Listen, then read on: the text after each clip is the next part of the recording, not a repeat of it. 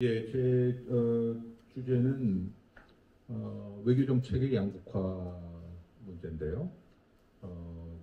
외교 정책에 관해서 뭐 서로 다른 생각을 뭐 갖고 있는 뭐 대중이나 정치인들 그건 뭐 당연한 일인데 여기서 좀 얘기를 하고 싶은 거는 이 국내 정치의 양극화 현상이 전개되는 경우에 외교 정책에는 어떤 영향이 가는 건지. 근데 그게 결과적으로 보면 그 상당히 갈린다. 그게 그 하나고 두 번째는 그 이 양극화의 정도를 지난 8월 달에 한번 측정을 했었고요. 그리고 지금 이번에 한번 측정을 했습니다. 다시 말해서 그 계엄과 탄핵 국면을 거치면서 이 문제를 국민들이 어떻게 바라보는지 그것을 봤는데 별 큰 차이는 없었습니다. 그러니까 이 계엄이나 탄핵이라고 하는 그 사건이 외교정책의 양극화에 영향을 미친다라기보다는 어떻게 보면 그 사건은 전체적인 그 구조적인 변화, 양극화라는 그 변화를 이렇게 반영하는 현상이고, 따라서 이번의 사건을 통해서 그렇게 큰 외교정책의 양극화가 더 심화되거나 혹은 다른 방향으로 변하지는 않았다. 따라서 이 구조적으로 상당히 큰 흐름들이 지금 진행되고 있고, 그 흐름이 뭐 장기적으로 있어 왔지만은 특히 최근 한 3, 4년 사이에 굉장히 그 심화되고 있는 우려스러울 정도로 그런 결론을 내릴 수가 있었습니다. 그래서 그 외교정책 양극화는 저기 보시는 것처럼 이게 미국 외교에서 얘기가 상당히 많이 나왔어요. 이 공화당 정부와 민주당 정부의 외교정책이 이제 굉장히 많이 바뀌니까 과거에는 그 미 대선이 그 우리의 삶에 그렇게 결정적인 영향을 미친다고 생각하진 않았는데 지난 한 해에 뭐 초미의 관심사였지 않습니까? 누가 되느냐에 대해서 걱정을 했고 그 과정에서 그래도 미국은 일정한 패권 국가로서의 초당적 컨센서스가 있지 않느냐라고 얘기를 했지만 막상 지금 트럼프가 들어오면서부터 굉장히 그 실감을 하고 있습니다. 따라서 미국 외교 정책에 있어서 이 국내 팩터가 미국 외교 정책의 최대 도전이라고 전문가들 폴에서도 나오기 시작하고요.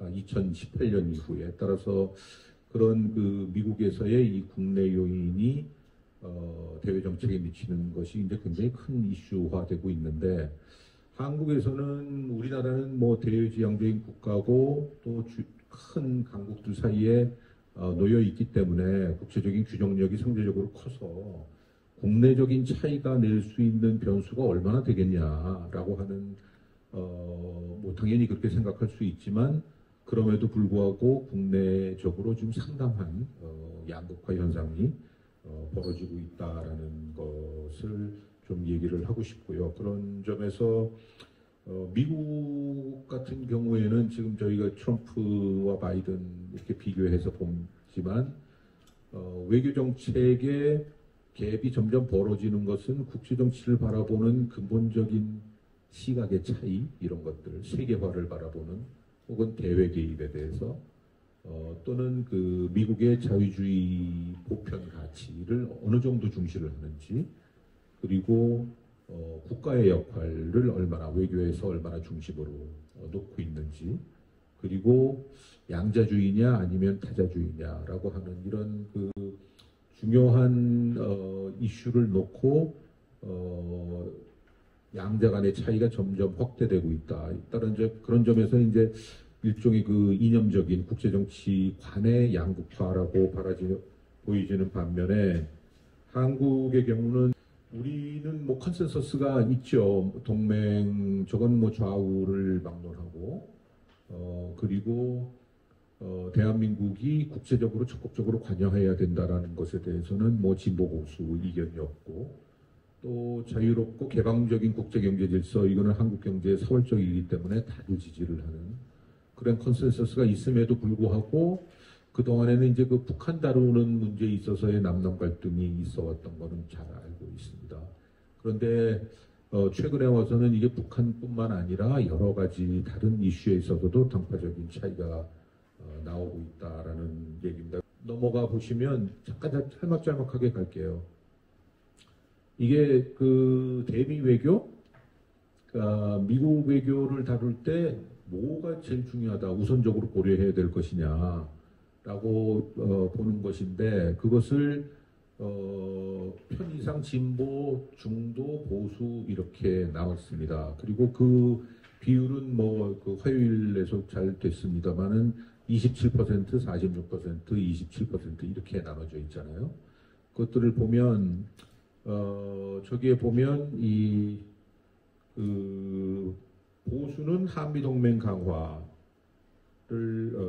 강조하고 진보는 대미 수평적 관계 구축 이렇게 합니다. 그리고 양자 간의 차이는 한 30% 차이가 납니다.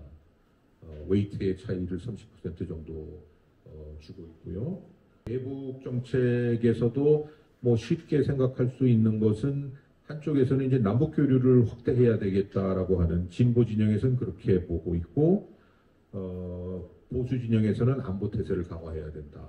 대북 정책에 있어서 그렇게 보고 있고, 마찬가지로 양자 간의 차이는 한 30% 정도 차이가 납니다. 그러니까 여전히 우리 그 진보 진영에서는 한 45%가 남북 교류 확대가 필요하다고 보고 있고, 보수에서는 한 15% 이렇게 보고 있죠. 그래서 갭이 나와 있고요. 대일 외교가 지금 가장 많이 벌어져 있는 것입니다. 양극화가. 역사 문제를 해결해야 된다라고 하는 것에 대해서 진보의 56%가 역사 문제를 꼽고 있고, 보수는 24%, 반면에 경제, 기술, 안보, 환경 이런 그 기능적 협력을 확대해 나가야 된다라고 하는 데에 대해서는 보수가 55%, 진보가 26% 이렇게 해서 한 30%씩의 그 차이가 나고 있습니다. 그리고 한 가지 좀 강조를 해야 될 부분은 중도를 보시면은요, 정말 중도예요. 그러니까 그냥 합쳐서 2분의 1 하면 중도입니다. 그러니까 우리 사회가 이제 저렇게 갈려 있고, 그럼에도 불구하고 중도는 양쪽의 한 반 정도에 정확히 위치해 있고, 그 중도는 46% 전체에 차지한다는 것. 그러니까 외교 정책이 실제로 저렇게 드러나는 건 아니지만 적어도 정책 프레퍼런스에 있어서는 중도의 프레퍼런스는 굉장히 명확하다라는 걸 우리가 볼 수 있고요. 유일하게 컨센서스가 이루어져 있는 부분은 대중외교입니다. 이거는 진보, 보수, 중도와 큰 관계가 없이 오히려 중도가 조금 변화가 있는 것 같긴 합니다만 거의 비슷합니다. 대중외교에 대해서는. 그리고 저것은 중국에 대한 그 인상, 그리고 중국에 대한 신뢰도가 그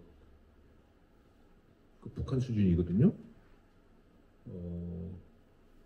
그러니까 혐오도라고 할까요? 인상이라고 할까요? 그 정도 수준이고, 이기 때문에 아마 저렇게 나올 수밖에 없는 측면이 있고, 그런데 저 그게 보고 상당히 그 우려했는데, 저 화요일날 강원택 교수님 그 페이퍼를 보니까 민주당 지지자가 국힘을 싫어하는, 혹은 국힘 지지자가 민주당을 싫어하는 게 북한 싫어하는 것보다 더 싫어하는 것 같아요. 그래서 우리 정치적 양극화의 현상이다. 따라서 이것을 보면 미국의 얘기를 좀 했었는데, 미국에 있어서의 국제정치관의 차이 혹은 이념의 차이로 두 당이 갈린다라고 보면, 우리 경우에는 이건 뭐 국제정치 한국 외교에서 많이 나오고 있는 얘기인데, 민주당을 지지하는 저 진보의 스탠스라는 것을 관류하는 이념적인 혹은 국제정치관의 공통분모를 찾기가 사실상 불가능합니다. 국제정치학 교과서에 따르면. 그리고 국힘을 지지하는 것도 마찬가지고요. 그래서 저것이 그 그 어떤 이념을 바탕으로 해서 얘기하기는 굉장히 그 어렵다.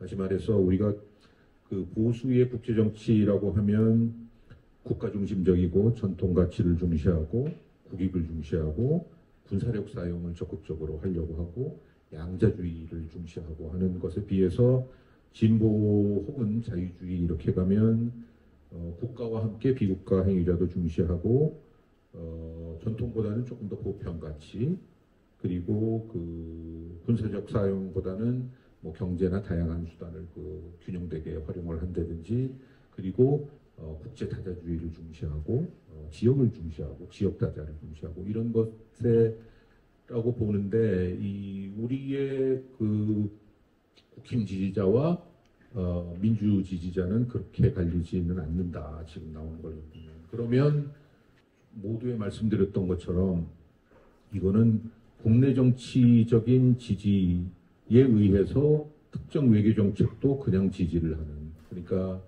이 보수 진영의 정책 선호라고 하는 거는 과거 경쟁 정부의 정책에 대한 비판과 반대로 형성이 된 측면. 그러니까 진보 정책 같은 진보 전형 같은 경우에는 또 윤석열 정책에 대한 비판과 반대가 그들의 그 정책 노선으로 되는 경우가 농후하다. 다시 말해서 국내 정치적인 입장에 따라서 그 외교 정책관이 형성이 되는. 따라서 뭐 기억하시겠지만 뭐 남북 정상회담이 열렸을 때 이 보수 진영에서의 그 극도의 경계감을 보였던 것 그리고 한일이나 한미일 진전에 대해서 진보의 경계감 이런 것들은 그 이분들은 아까도 많이 나왔습니다만 반대편의 성과를 저지하거나 폄하하는 게 공통의 이익 혹은 국익보다 더 중요한 것처럼 그러니까 상대방 정권을 잡으면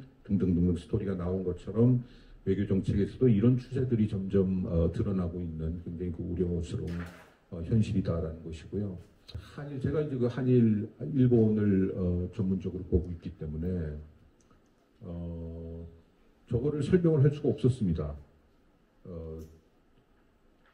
저런 현상을요. 저기를 보시면 23년까지는 진보 보수의 갭이 그렇게 크지를 않았습니다. 그러나 23년도부터 급 확대돼서 저 붉은색과 파란색이요.